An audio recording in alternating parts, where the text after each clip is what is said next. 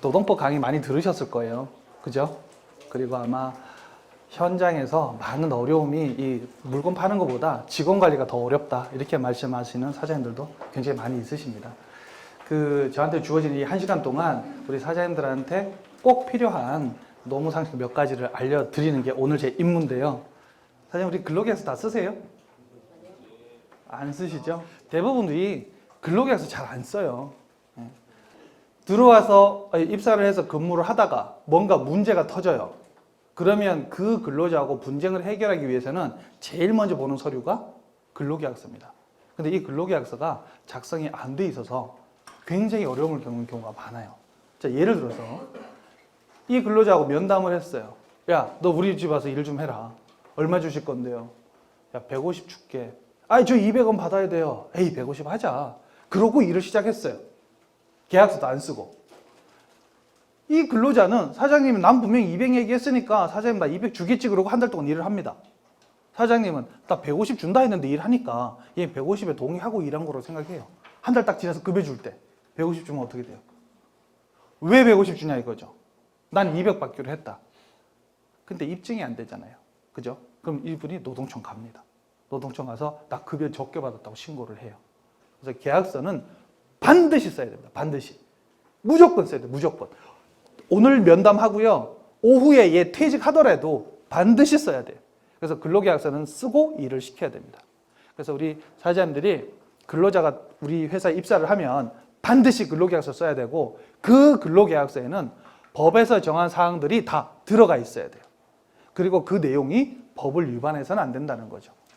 아까 말씀드렸어요. 근로자들은 크게 두 부류로 나누면 정규직과 비정규직으로 나누어질 수가 있습니다. 그래서 근로계약 기간이 안 정해져 있는 사람, 우리가 무기직이라고 하는데 우리 이제 일반적으로 사업장에서 정규직이라고 하죠. 통상근로자라고 합니다. 이 통상근로자의 근로계약서에는 위에서 보는 것처럼 이 네 가지가 반드시 서면으로 명시가 돼야 되고요.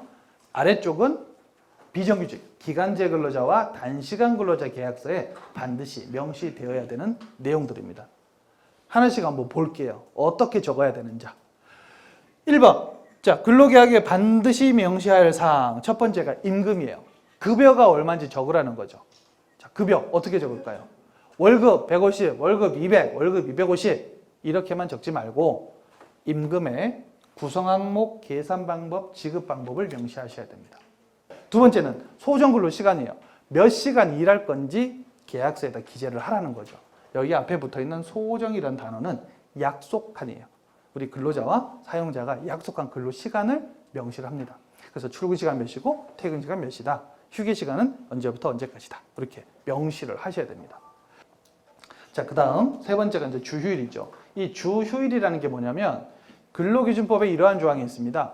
일주일간 소정 근로일을 모두 개근한 경우, 소정 근로일이라는 게 약속한 근로일이잖아요. 월요일부터 금요일까지 일한다, 월요일부터 토요일까지 일한다 약속을 하셨을 거 아니에요, 그죠? 아니면 일주일에 토일 이틀만 일한다 이렇게 약속을 했을 거예요. 그 약속한 날들을 모두 출근하면 일주일 중에 하루를 유급으로 쉬도록 해줘야 돼요. 이게 우리가 말하는 휴일입니다. 그런데 이 휴일이 매 주마다 있다 그래서 주휴일이라고 표현을 하죠. 보통 월급제인 경우는 이 월급 안에 이 주휴일에 대한 수당이 포함되어 있다 이렇게 보는 게 일반적입니다. 그러면 우리 월급제 선생님들 있죠. 월급 얼마 이러면 주휴가 포함되어 있다 이렇게 보시면 돼요. 근데 알바생들 또 파트로 쓰시는 분들 있죠. 그분들 대부분 어떻게 계약합니까? 시급제로 계약하는 경우가 많이 있어요. 시급제 계약할 때 이렇게 하죠. 시급 예를 들어서 7,000원. 이번 주에 100시간을 일했어요. 너무 많나요? 이번 달에 100시간을 일했습니다. 그럼 이분한테 얼마 주실 거예요? 만약에 사장님 우리 사업장에 시급 7,000원으로 약정한 근로자가 들어왔어요. 이번 달 다 해봤더니 실제 일한 시간이 100시간입니다. 그럼 얼마 주실 거예요? 70만 원. 그렇죠. 7,000원 곱하기 100시간에서 70만 원만 주고 만다는 거죠. 그 선생님들이 노동청 가서 주휴수당을 못 받았다고 진정을 넣는 거예요. 저는요 일주일에 4일 일하기로 했어요. 그래서 다 출근했는데 요 일한 시간만 급여를 주시고 주휴수당을 못 받았습니다. 이걸로 노동청을 많이 가요. 그래서 사장님들이 계약을 하실 때 주휴수당을 고려해서 계약서를 작성하셔야 된다는 거죠. 연차휴가라는 게 있는데요. 4인 이하 사업장은 적용이 되지 않습니다. 4인 이하 사업장은 이 연차휴가 규정이 적용되지 않고 근로자가 5명부터 5인 이상 사업장은 의무적으로 적용이 돼요. 이 적용이 되면 어떻게 휴가를 줘야 되느냐? 연차휴가는 기본적인 개념이 1년 동안 열심히 일하면 그 다음 해에 쉬는 거예요. 며칠? 15일을 쉬는 거죠. 1년 동안 열심히 일하면 그 다음 연도에 15일을 쉽니다. 그럼 1년 동안 열심히 일했는지 안 했는지 어떻게 아느냐? 출근율로 계산해요. 출근율 80%. 자, 1년 365일 중에 안 나와도 되는 날이 있잖아요. 주휴일 같은 날, 휴일, 원래 출근 안 해도 되는 날, 이런 날 뺀 나머지 출근해야 하는 날에 80% 이상 출근하면 그 다음 연도에 15일의 휴가를 줘야 됩니다. 그리고 2년 차 때 또 80% 이상 출근하면 그 다음 연도에 또 15일을 줘야 되겠죠. 그러니까 연차휴가 이렇게 부여를 해야 돼요. 연차휴가는 전년도 출근 성적 갖고 계산하잖아요. 근데 최초 입사한 사람, 1년 안 된 사람은 전년도 출근 성적이 없어. 그럼 어떻게 계산할까요? 계산이 안 되죠. 그래서 근로기준법이 어떻게 되어 있냐면 1년이 안 된 사람은 한 달 개근하면 하루를 연차휴가로 부여하라 이렇게 되어 있습니다. 그래서 만약 우리 사업장에 입사해가지고 3개월 딱 근무하고 그만두겠대요. 이 사람 연차 줘야 돼요? 안 줘도 돼요? 줘야죠. 3개월 동안 개근했다면 3일 이미 생긴 거잖아요. 근데 이걸 안 주고 내보내면 수당 달라고 노동청 들어오더라 이거죠. 그래서 1년 안 되신 분들도 만근했다면 만근 한 달에 하루씩 계산해서 수당으로 주시던 아니면 휴가를 쓰게 하고 퇴직을 시키시던 이렇게 하셔야 되겠죠. 자, 그래서 이 정규직 근로자들은 요 4가지가 들어가야 되고요. 우리 소위 말하는 비정규직, 이 기간제 근로자와 단시간 근로자인 경우는 여기서 몇 가지가 더 추가가 됩니다. 추가되는 내용을 봤더니 근로계약 기간에 관한 사항, 이게 추가가 돼요. 그리고 근로시간, 휴게에 관한 사항, 임금의 구성 항목, 계산 방법, 지불 방법, 휴일, 휴가에 관한 사항, 취업의 장소와 종사해야 할 업무에 관한 사항, 근로일 및 근로일별 근로시간, 요 6호는 단시간 근로자에게만 해당이 됩니다. 자, 이러한 내용이 반영된 근로계약서를 언제 써야 됩니까? 언제? 근로계약을 체결한 날 써야 됩니다. 입사한 날. 출근해서 일을 시작하기 전에 쓰고 하시라 이거예요. 그리고 한 번 더 씁니다. 언제 써야 될까요? 근로 조건이 변경될 때 씁니다. 야, 너 고생했네. 급여 이번 달부터 올리자. 이렇게 급여 바뀌거나 근로시간이 바뀌거나 이렇게 근로 조건이 변경될 때 다시 씁니다. 자, 그리고 이제 4인 이하 사업장, 근로자 5명이 안 되는 사업장은 지금까지 말씀드린 내용 중에 일부 규정이 적용되지 않습니다. 어떤 게 적용이 안 되느냐? 첫 번째, 주 40시간제가 의무가 아니에요. 그러면 일주일에 50시간 계약할 수도 있고 100시간 계약할 수도 있습니다. 그럼 100시간 계약하면 100시간분 급여를 주면 돼요.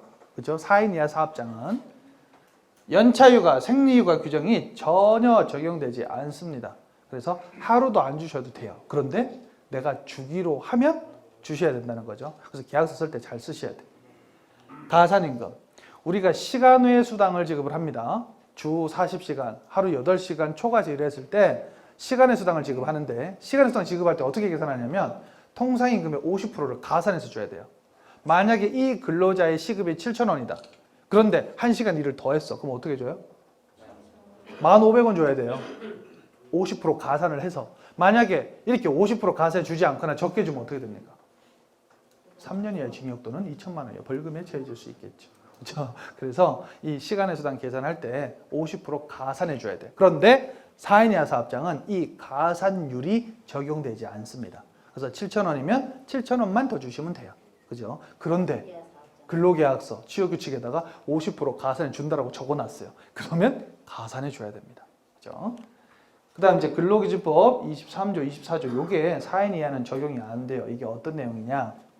우리 근로자들이 사업장에서 퇴직하는 경우는 크게 3가지가 있어요. 하나는 계약기간 만료. 계약기간을 정해놓고 일하다가 계약기간은 끝나잖아요. 그래서 퇴직할 수 있겠죠. 또는 본인 스스로 그만둘 수 있어요. 이걸 우리가 사직이라고 부르죠. 사장님 저 그만둘게요 이렇게 사직. 3번째는 근로자 의사하고 상관없이 사업주가 임의적으로 내보내는 거예요. 야씨 너 나가 이렇게. 이걸 해고라고 부릅니다.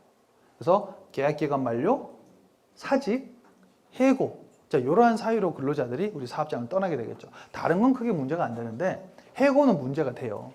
우리 근로기준법 23조에 어떻게 됐냐면 근로자 해고할 때 정당한 사유가 있어야 된다 이렇게 얘기를 하거든요. 뽑을 때는 사장님 마음이에요. 뽑을 때는 사장님 마음에 드는 사람 뽑으면 돼. 내보낼 때는 어떻게 해? 마음대로 못 내보내요. 어떻게 내보낼 수 있느냐? 내보낼 만한 정당한 사유가 있어야 돼. 그 사유가 입증이 돼야 되고요. 첫 번째. 두 번째는 내보낼 때 절차도 따라야 돼요. 해고하기 전에 30일 전에 통보하는 건 우리가 해고 예고라고 해요. 해고 예고. 해고할 때는 30일 전에 통보를 하라. 근데 30일 전에 통보 안 하면 29일 전에 통보했어요. 그럼 어떻게 되죠? 해고 예고를 하지 않은 게 됩니다. 해고 예고를 하지 않는 거. 그럼 어떻게 돼요? 해고 예고 수당을 줘야 돼. 해고 예고 수당이 얼마다? 30일분 통상임금이에요. 한 달치 급여 정도 되죠. 그러니까 해고 예고는 30일 전에 해야 되는데 이거 안 했을 때는 30일분 수당 주면 돼요. 해고 예고 수당. 해고 예고 안 했어. 그건 절차가 아니에요. 해고 절차가 아니에요. 해고 절차는 해고의 사유와 해고 시기를 서면으로 통지해야 됩니다. 2017년 4월 며칠 몇 시경 어디서 이런 짓을 했어. 그 이후로 몇 월 며칠자로 근로관계가 종료됨을 통보합니다. 이렇게 해고 사유와 해고 시기를 서면으로 통지해야 돼요. 그런데 4인 이하 사업장은 이 규정이 적용되지 않습니다. 그냥 내보내도 부당해고로 다툴 수가 없어요. 근로자가. 법 적용이 안 되기 때문에. 그죠? 부당해고 규정은 적용되지 않더라도 해고하기 전에 30일 전에 예고는 해줘야 돼요. 너 30일 있다 잘리다 이건 알려줘야 됩니다. 왜? 해고 예고를 하지 않으면 해고 예고 수당을 줘야 되죠. 30일분 통상임금. 그래서 이 갑작스럽게 해고되면 근로자 입장에서는 생계가 위태로워져요. 그래서 미리 예고를 좀 해서 다른 취업 활동을 할 수 있도록 배려를 해주라 그런 차원인 거죠. 그래서 4인 이하 사업장이라도 해고 예고는 반드시 하셔야 됩니다. 그리고 이제 우리 사업장 규모가 지금 그렇게 크지 않은 사업장들이 많다고 보여져요. 여기에 근로계약서 못지않게 또 문제되는 게 이 4대 보험이거든요. 그래서 4대 보험 관련된 질문들이 많습니다. 누구는 가입해야 되고 누구는 하지 않아도 되는지 기준을 정확히 하셔야 돼요. 첫 번째, 가장 간단한 기준입니다. 우리 사업장에 근로자로 채용한 근로자는 무조건 4대 보험에 가입하셔야 돼요. 아니, 나는 가입하고 싶은데 자기가 신용이 안 좋다고 가입하지 말자고 한다. 근로자가 원해서 4대 보험 가입하지 않으려고 한다. 그래서 가입 안 했다는 거죠. 나중에 문제 터지면 누가 책임을 지느냐? 사업주가 책임을 집니다. 사업주한테 전액이 구상이 돼요. 보험료가. 그래서 4대 보험은 반드시 가입하셔야 돼요. 다만 법적으로 정당하게 가입 안 시켜도 되는 사람들이 있습니다. 그 예외적인 사람들을 보면 이제 우리가 4대 보험 크게 보면 산재, 그죠? 고용보험, 국민연금, 건강보험 여기에 이제 장기 요양보험이 하나 달려 있겠죠. 이렇게 크게 이제 4대 보험이라고 하는데 산재보험은요 무조건 가입이에요. 무조건. 이러다 다치면 안 되잖아요. 그런데 여기서 이제 공무원연금법, 군인연금, 선원, 그리고 뭐 이렇게 어선재해보상보험법, 사립학교 교직원연금법 여기에 해당되는 사람들은 이쪽에서 가입하기 때문에 우리가 말하는 산재보험에 가입하지 않아도 됩니다. 자, 일단 고용보험 가입 안 해도 되는 사람 1개월간 소정 근로시간이 60시간 미만인 자 여기에는 일주 15시간 미만자도 포함이 됩니다. 자, 이걸 왜 이렇게 구분해 놨냐면 일주일에 15시간 안 되게 일을 해도 60시간 넘어갈 수가 있어요. 왜냐하면 한 달은 4주가 아니라 4주보다 조금 길어요. 4.34주 정도 됩니다. 그러면 일주일에 15시간 안 돼. 14시간 59분이에요. 한 달로 따지면 60시간 넘어가 버리죠. 자, 이런 분들이 있기 때문에 1개월간 소정 근로시간이 60시간 안 되는 사람, 이런 사람들은 고용보험 적용 제외 대상이에요. 자, 그리고 다만 이렇게 월 60시간이 안 된다 하더라도 생업을 목적으로 3개월 이상 계속 근로한 경우에는 가입시켜야 돼요. 고용보험 3개월 이상이라면 생업 목적으로 3개월 이상이라면 가입시켜야 됩니다. 혹시 외국인들 쓰는 사업장도 있을 수 있을 거예요. 외국인들 사증 보세요. 비자. 자, 이 코드에 있는 사람들은 의무 가입 대상이에요. 자, 그리고 국민연금. 국민연금은 만 18세 미만자 가입 안 합니다. 60세 이상자 좀 있으면 연금 타야 되죠. 그래서 18세 미만과 60세 이상자들은 연금에 가입하지 않습니다. 그리고 일용 근로자 연금에 가입하지 않습니다. 그런데 요번에 개정이 돼서요. 일용 근로자라 하더라도 60시간 미만이라 하더라도 한 달에 8일 이상 일하는 일용직 근로자들은 가입 대상이다. 이렇게 하고 있어요. 그래서 우리가 일용직 쓰실 때 만약에 국민연금 가입 안 시키려면 어떻게 해야 돼요? 8일간 일 시키면 안 된다는 거죠. 그죠? 네. 자, 그리고 이제 건강보험. 건강보험은 일용직은 가입 안 합니다. 그래서 1개월 미만 동안 고용된 근로자 가입하지 않고요. 그 다음에 월 60시간 미만자 가입하지 않습니다. 그래서 이 4대 보험을 공통적으로, 이 산재를 제외하고 나머지 부분들을 공통적으로 가입 안 해도 되는 사람은 월 60시간 미만자 이거 하나라는 거죠. 나이에 따라 제한되는 건 있겠지만 월 60시간 미만. 그리고 현재 2017년 4월 기준으로 이 보험료가 이렇게 되어 있습니다. 4대 보험은 어떻게 해요? 근로자가 내고 사용자가 또 반을 내잖아요. 그래서 급여에 대한 보험료가 이렇게 책정이 되어 있다. 어떻게 좀 도움이 되셨습니까? 그래서 오늘 여러 가지 얘기를 했습니다만 가장 기본적인 거 근로계약서 꼭 쓰셔야 되고요. 반드시 교보하셔야 되고. 그리고 우리가 이제 근로자들 좀 뭔가 내보내야 되는 상황이 생겼을 때 일단 5인 이상이면 한 템포 참으세요. 참고 다시 이 친구를 어떻게 좀 교육시킬 수 없을까 이렇게 고민하고 해고는 최후 수단으로 하셔야 됩니다. 정 내보낼 때는 두 가지만 기억하라고 했어요. 하나는 해고할 만큼의 충분한 사유가 있느냐, 다퉜을 때 내가 입증할 수 있느냐 이거 고민하셔야 되고, 두 번째는 절차를 이행했느냐 이걸 생각하셔야 될 것 같습니다. 자, 이러한 내용들 가지고요 우리 사업장에 조금이나마 노무관리상 도움이 되셨으면 좋겠습니다. 감사합니다.